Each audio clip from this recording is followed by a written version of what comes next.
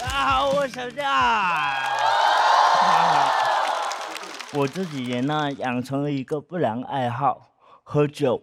对，当然我不是因为喝酒才这样的，好吧？我小脑健全的好吗？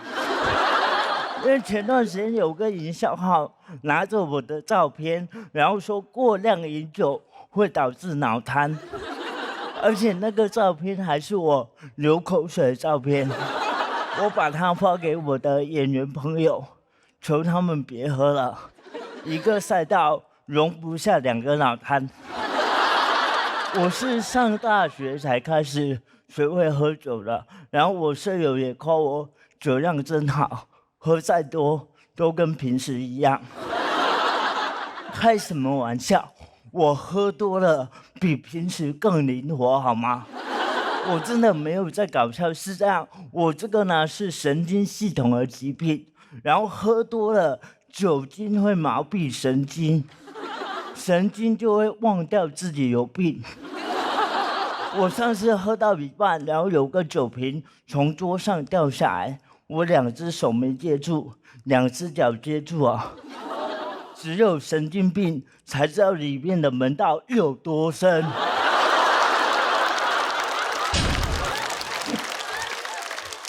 我朋友也惊呆了，他说：“你是不是再多喝点就能把病治好？”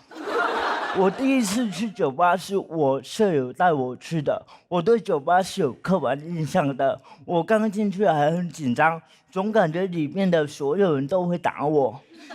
然后大概喝了一些酒之后呢，我就完全不知道什么事情了。我们隔壁那个大哥左手臂还缠着石膏，我喝了一些酒之后呢，就跑去跟大哥单挑喝酒。大哥说：“你干嘛的？”我说：“没看出来吗？老子练体育的。”大哥说：“你是不是被铅球砸成这样了？”这些事情呢，都是我舍友第2天告诉我的。他说这都不可怕，最可怕是我摸着大哥的石膏，说本来想跟你玩15-20的，现在只能15-15啦。大哥脸都黑了，问我舍友我是不是在社会上被打成这样了。我爸年轻的时候也特别爱喝酒，喝多了就跟我妈吵架。有一次我记得很清楚，他就是喝多了躺在我们村的村口睡觉。我从镇上回来经过的时候吓到了，回去跟我妈说村口好像死了个人。我妈说可能是你爸。我更震惊了，我说你怎么知道？她说一个小小的心愿。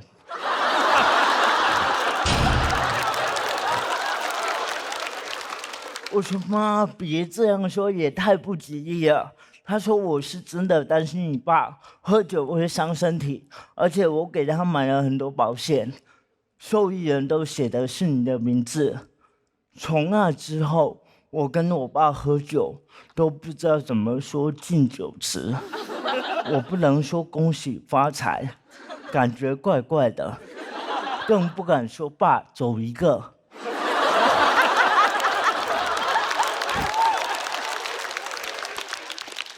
现在我妈看到我有时候喝多也很后悔，她说早知道写自己的名字啊，老杨看起来能活得比你长。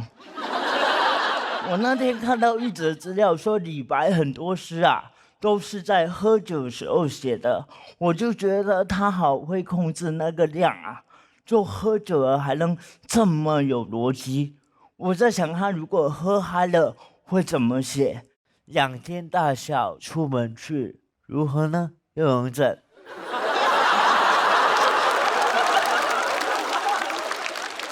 我知道这个梗很尴尬，但是朋友们，你不觉得这样写更显得李白很洒脱吗？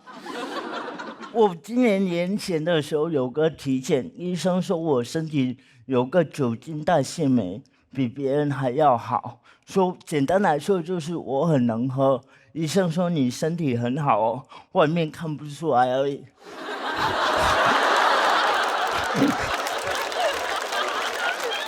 你就感觉上帝为我关上一扇门的同时，给我开了一箱酒。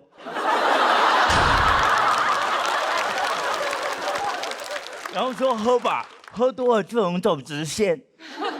我这2年很少喝多了，我上次喝多是在上海街头跟一个很久不见的朋友边走路边喝，然后喝到实在走不动，就躺在一个马路牙子。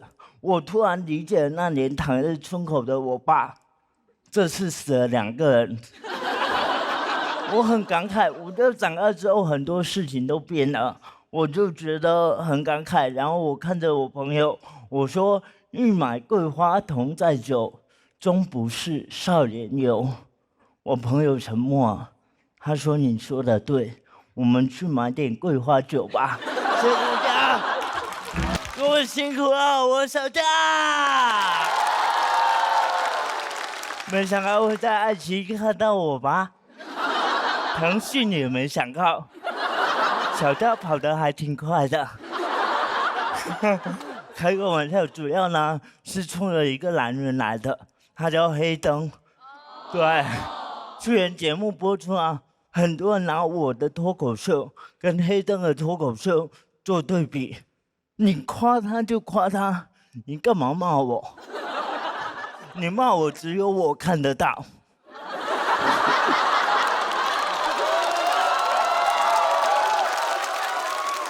对吧？很多人说黑灯的脱口秀一点都不利用身体优势，而且讲得清楚，他讲话根本就没有问题啊，对吧？他一个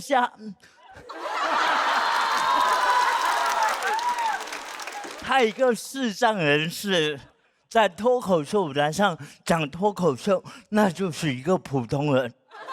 到底谁在利用身体优势？对吧？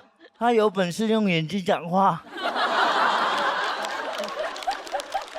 其实我们2个关系很好，之前在一起录节目啊，我就拉着黑灯的手，一直走到一个观众的盲区，他把我手放开了，然后说可以了，然后一个箭步从2楼冲下来1楼，我都恍惚了，我以为我是那个瞎子。哦，原来视力没问题，道德有问题。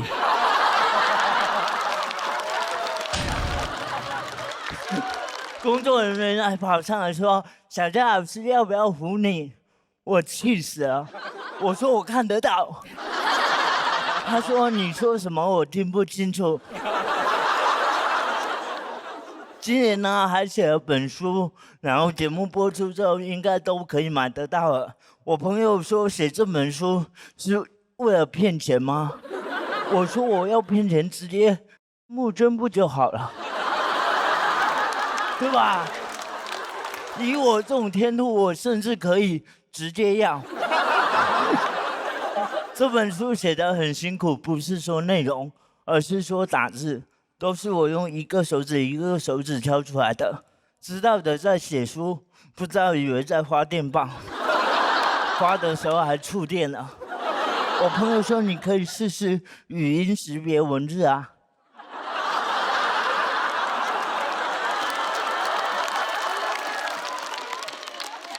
又不是没试过，识别不出来。我其实很喜欢写作，我中学时就是我们校报的主力干将。我当时专门负责写诗，而且只有我在写诗。如果那个月写不出来呢，就会找一些著名的诗人代替我。我跟老师说我写不出来，老师说没事，我让泰戈尔替你一下。泰戈尔也是没想到100年之后在中国当了平替。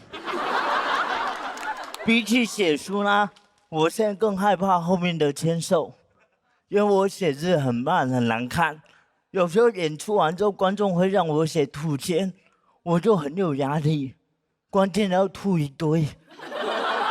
上次有个观众说：“小佳，你能不能写一个身体健康、工作顺利、一生平安？”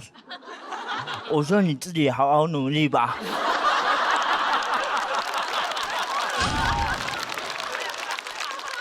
我保佑你好不好？我其实是左手写字的，又慢又难看，但已经很好了，因为右手更慢更难看。简单来说呢，我写字就是左手右手两个慢动作。所以易烊千玺演那个小小的我都是命中注定。哎，有人看过这部电影吗？看过是吧？很多人说我是这部电影的动作指导。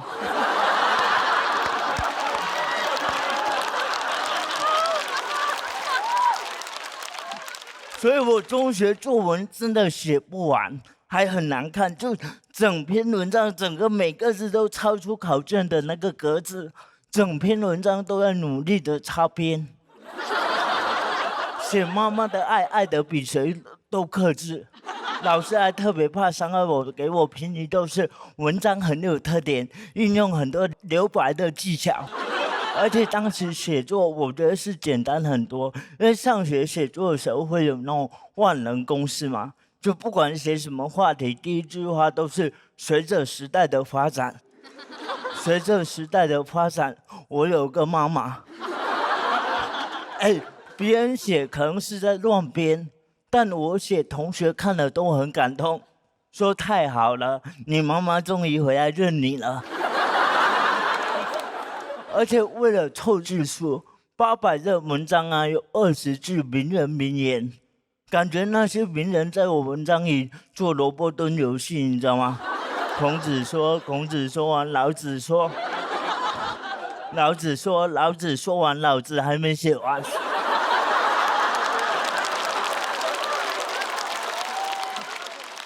但现在写作就难很多，现在呢要求写书需要真实严谨。我前段时间书在审核的时候，有个句子说要写周奇墨经常去公共场所观察生活，写错了，写成了周奇墨经常去公共厕所观察生活。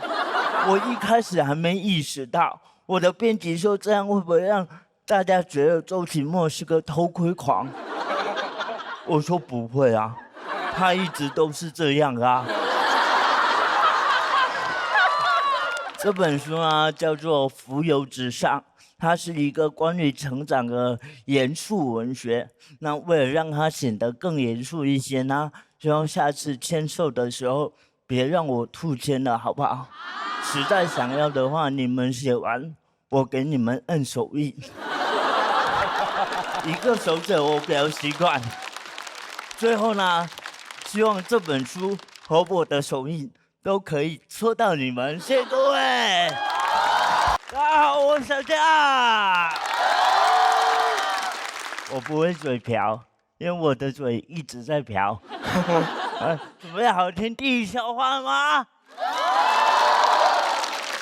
我前阵子去了趟医院，然后看到一对儿女带着老人来看病。因为要不要带老人去养老院的问题，两个人就吵了起来。坐在椅子上，那个老人就特别可怜，说：“哎呀，死了算了。”儿子说：“你现在讲这种丧气话有什么用？”老人说：“不是，我说你们死了算了。”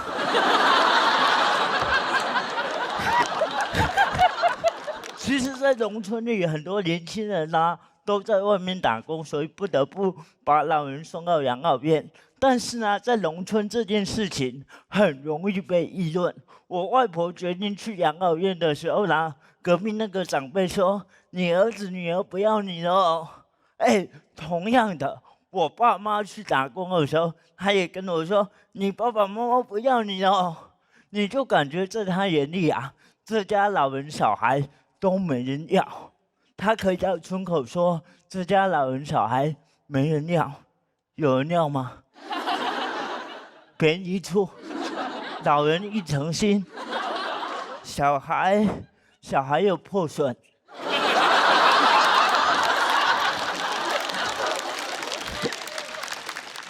住养老院是我外婆决定的，她其实很先锋。她以前在厂里上班，然后每天到点了就会下班回家。然后领导开大会的时候，他会偷溜回去。我问他为什么这么做，他说他最讨厌一群人听台上一个人放。我说阿嬷很尴尬，我现在就是放的那个。他不太清楚我的工作具体是做什么的，甚至会跟我开玩笑说：那个以后啊，我争取死在周末，这样你工作日可以休3假。我的外婆想把我的周一到周五都变成 Sunday。后来呢，我去养老院看他的时候，真的觉得那里很舒服，非常舒服。3餐端到你面前，然后楼下有个大花园、大泳池。虽然我也不知道那个泳池是干什么的，总感觉是给老人的陷阱。但我真的觉得很舒服，我都想住。我说我能不能住养老院？那个工作人员说，你应该去医院。跟着我外婆同一间房子的同一个寝室的那个老太太、那个老奶奶啊，有一些阿尔兹海默症，但我有时候很羡慕她，因为她做什么事都很快乐，看电视剧笑，看新闻笑，就看脱口秀不笑。连阿尔兹海默症的人都知道，现在的喜剧很无聊。朋友们，我觉得现在很多人不去养老院的原因呢，还是因为养老院不够好玩。如果我们这代人住养老院，肯定会规划成我们想要的样子，对吧？到时候养老院呢，不在什么深山老林，就在市中心，旁边就能买到蜜雪梦城，然后无聊也不用出门，刷刷老红书，玩老者荣耀。一边抢拉布布，一边拉酷酷。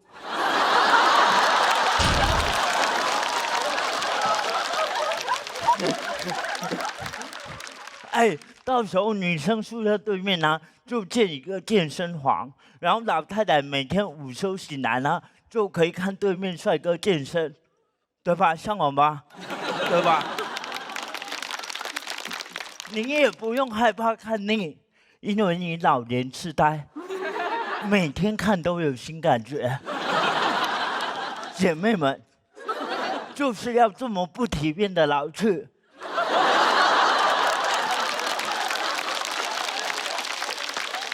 再不疯狂，我们就死了。老头也别生了，老头也去健身房捡矿泉水瓶。我觉得未来的养老院，如果这样做，一定是年轻人的天堂。对，是年轻人的天堂，而老年人的天堂就在天堂。我还蛮喜欢这个梗的，而且到时候我们也不担心孩子要不要我们，因为我们压根就没想过要孩子，对吧？而且我有个很神奇的发现，就是那天呢，养老院都是一群那种行动迟缓的老人。我那天一下车呢，迎面走来10几个人，都像小佳。他们一在开口，就是小佳。早晚大家都会变成小佳的，祝福你们。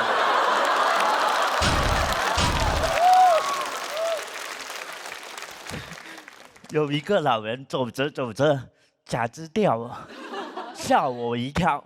有些人走着走着就散了。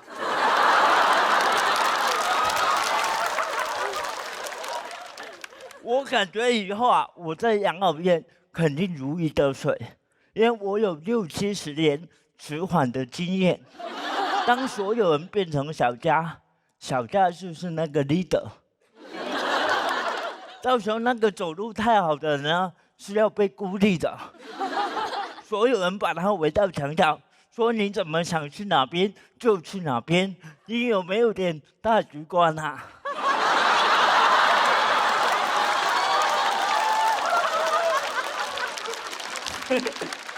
我等这一刻很久了。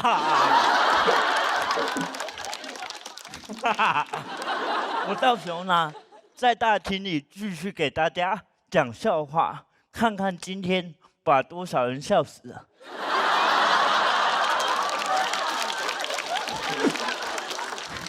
哎，我相信那时候无论说什么，都不会有人说这是我能听的吗？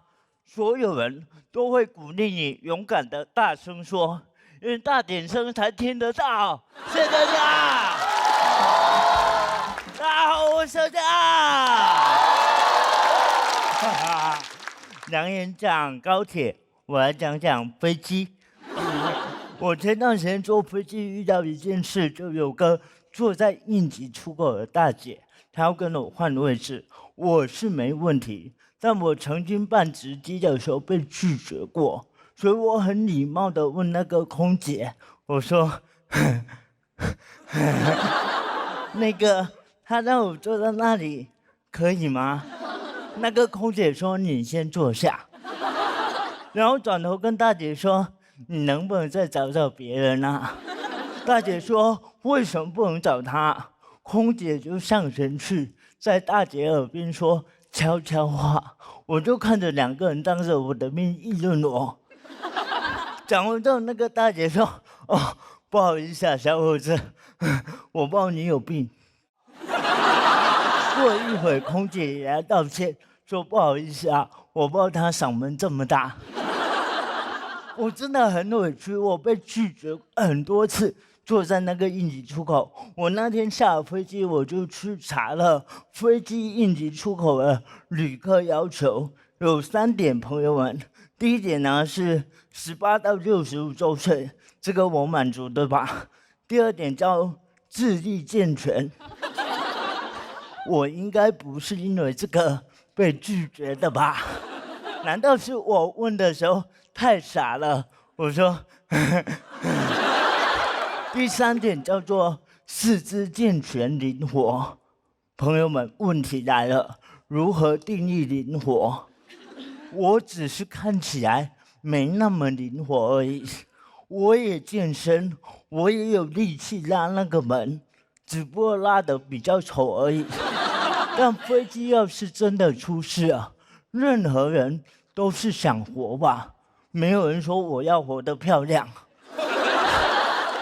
那个百度最后一句话是这样说的，他说飞机的应急出口是整架飞机逃生最快的位置。朋友们，这是个悖论，逃生最快的位置只留给所谓健全灵活的人。那我这种人怎么办？在远处等死吗？哎，平时老是说什么老弱病残先走，没想到这个走是真的走啊！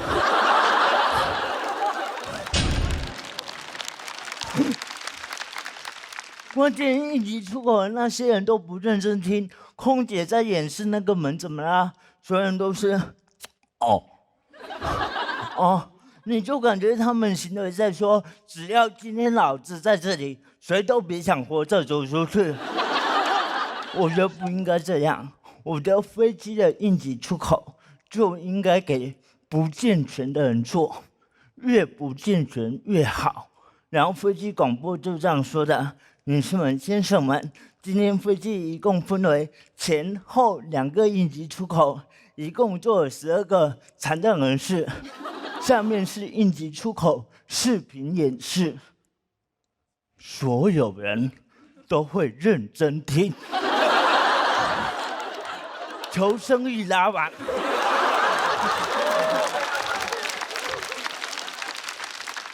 那12个人足足有22只手。当这12个人坐在应急出口，就所有人都想要个出口。当然，我也不能有一面之词，我其实享有很多特权，比如每次到机场办值机的时候，工作人员都会问我：“你是一个人坐飞机吗？”我很怕他下一句接一个：“那爸爸妈妈呢？”幸好没有，他只是在我行李箱上贴了个爱心优先行李的标签。有人见过吗？没有吧？只有我有。给大家科普一下，这个标签可以干嘛？就是当你飞机落地之后呢，你的行李箱会除了头等舱行李之外，第一个走出来。羡慕吧？但这也是个悖论，行李箱出来了。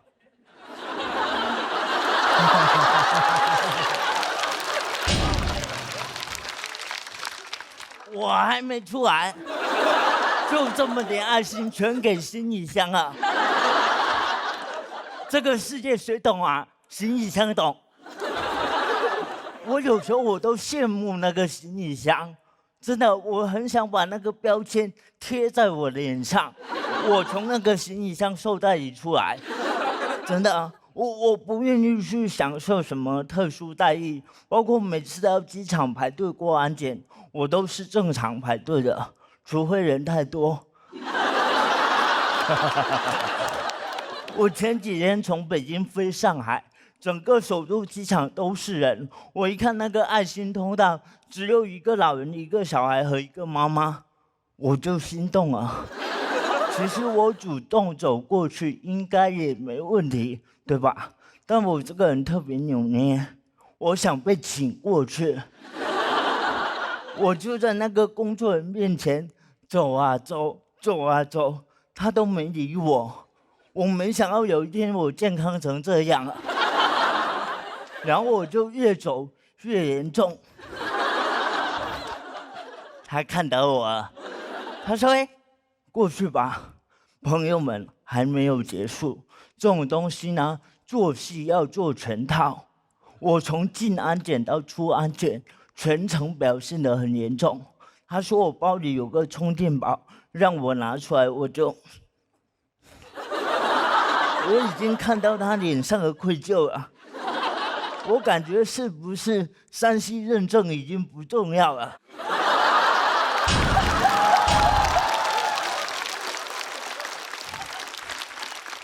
我反正是个好人认证啊。然后过完安检，我立马就正常了，给他吓一跳。我说你别怕，我这个病就是一阵一阵的。很莫名其妙，对不对？但这个世界就是很难懂啊！你想想，应急出口不让做，然后优先行李最后拿，我觉得就好像我的病是一阵一阵的，有的人给的爱心也是一阵一阵的。谢谢大家。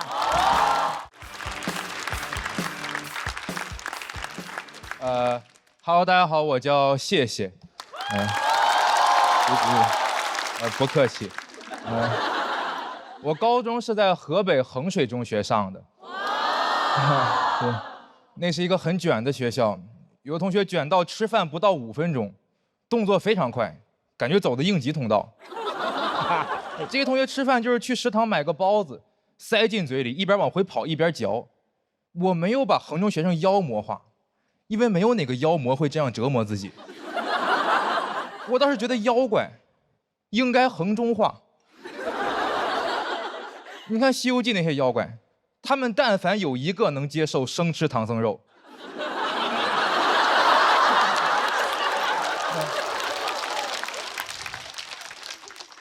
这些妖怪就应该抓到唐僧，就往嘴里塞，一边往回跑一边嚼。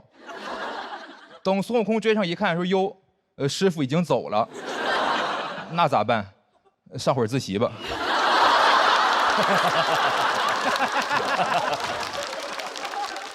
我当时在那个学校卷不过他们，每次考试都有很多题不会做，我就很焦虑，我爸也跟着焦虑。高考前夕，我接到我爸一个电话，问我准考证号、考场号、座位号，我当时都懵了。我说：“爸，你要替考啊？”我爸说：“不是，我去帮你拜菩萨，要提供你详细的个人信息。”你最后考试结果出来以后，不知道是我的原因还是菩萨的原因，就考上了北京大学。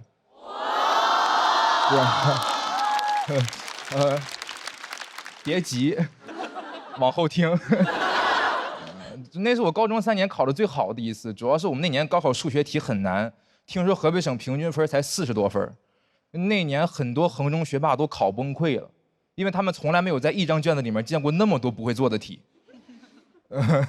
我见过，简直是我的舒适区。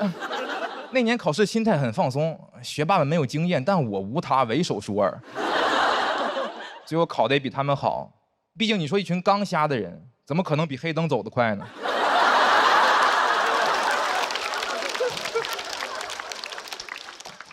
最后我那年的高考总分正好是北大的本科批录取分数线，1分不少，1分不多。我很庆幸，我的努力不仅没有白费，哎，也没有浪费。不愧是北大，分数线定的真准，是不是偷偷估我分了？入学之前我就计划好了，大学我要好好放松放松，衡中太辛苦了，我要报复性摆烂，我要荒淫无度，每天早上睡到8点我再起床，我要带手机去教室，一到课间我就玩手机，一顿饭我要吃10分钟。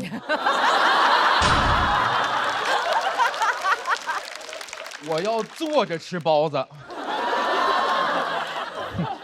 入学以后，我室友说，不愧是衡中的，大一就要考研呢。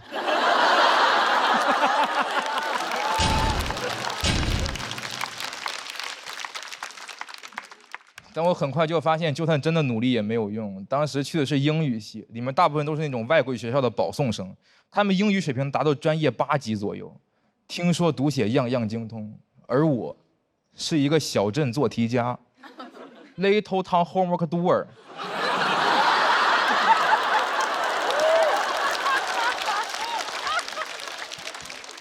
每天英语系全英授课，老师同学们谈笑风生，我听不懂。我一个中国人，感觉自己在中国留学。拿查词典来说，同学们查都是那种牛津英文词典，用英语来解释英语。我试过，我查1个生词，蹦出来48个生词，我还得再查48个生词，我要查的单词数量指数型增长。用英文词典有一种道家的感觉，1生2，2生3，3生万物。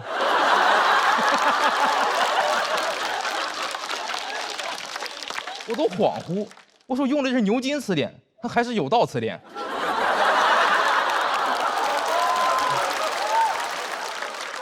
挨个查词太麻烦了，所以我后来有看不懂的课文，我都直接拍照问夸克 ，AI 相机就能整页翻译，拍照问答、图表分析，样样在行。感觉比起我，夸克才更像一个北大学生。我也试过努力学习，但是基础差得太远了，实在是跟不上。我都不知道为什么北大要把我这种差生招进来。我成绩是班里最差的，属于是那种比上不足，比下正是在下。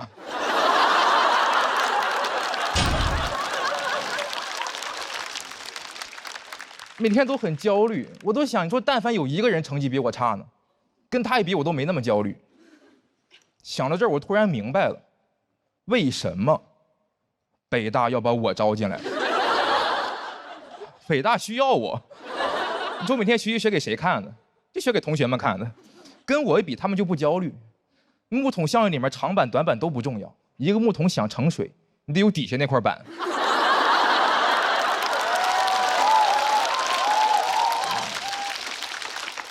什么面子里子，我是北大的底子。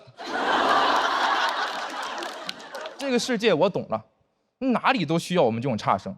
现在学习压力那么大，就应该在每一个高校都投放差生，然后给我们发点工资，我们可以当全职差生，每天的工作就是学习，但是学不明白。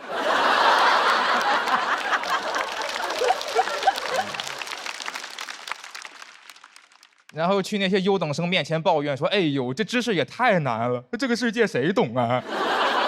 我觉得这样不仅能够为那些社会的栋梁们在校园里提供情绪价值，还能够解决差生的就业问题。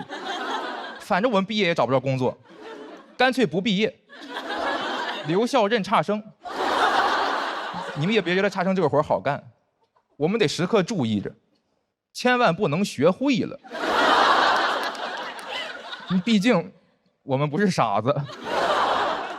日积月累，到个35岁左右，学了差不多了，成绩跟优等生一样了，被优化了，这个时候就可以毕业了。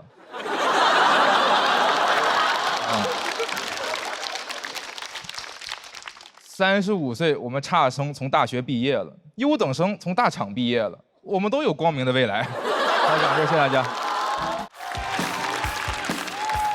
嘿，大家好，我是陈树。现在科技我就觉得现在科技发展的越来越高级了哈，就经常会让我感觉到自己的地位变低了。有一次我在商场上厕所，对着那个智能感应取纸机，捧着双手要了半天，我感觉我在向他乞讨啊，行行好吧，家里实在困难，没办法了才出来上厕所。你想用纸就得这样，感觉这不是普通的纸。这是服从性厕纸，不够用了还得再求他半天啊！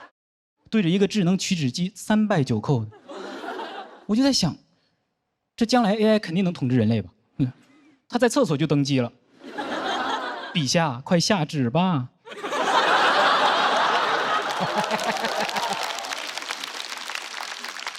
现在很多产品的控制方式都变得越来越智能，从按键到感应，甚至到语音，我就发现科技越先进，就越不想和人类接触，啊，感觉科技对人类很不耐烦，吧？你摁它一下，有话你就说，你动什么手啊？你跟他说个话，我好像不明白你在说什么。还有那个智能马桶，刚起来它就开始冲水，我感觉它很嫌弃我，啊，我说啊，怎么了？你以前不是这样的呀，怎么科技跟我相处的越久，就跟我距离越来越远？所以 AI 会消失的，对吗？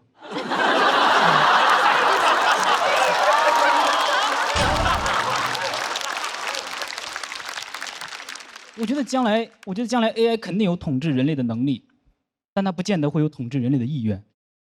我觉得人类对 AI 有很多幻想啊，都是因为自恋。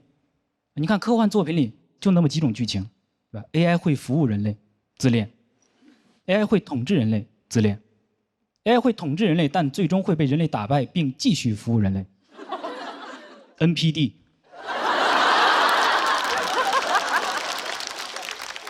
甚至有些科幻作品会开始幻想 AI 和人类谈恋爱。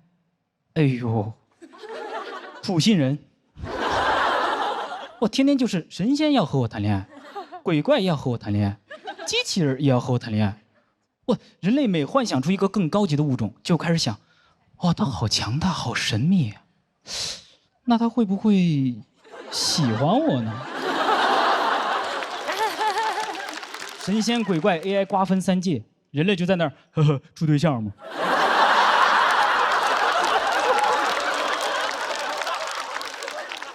而且你跟机器人这种硅基生命谈恋爱，你怎么和他说情话呢？啊，对着他那副机械躯体，你永远都是我的铁甲小宝。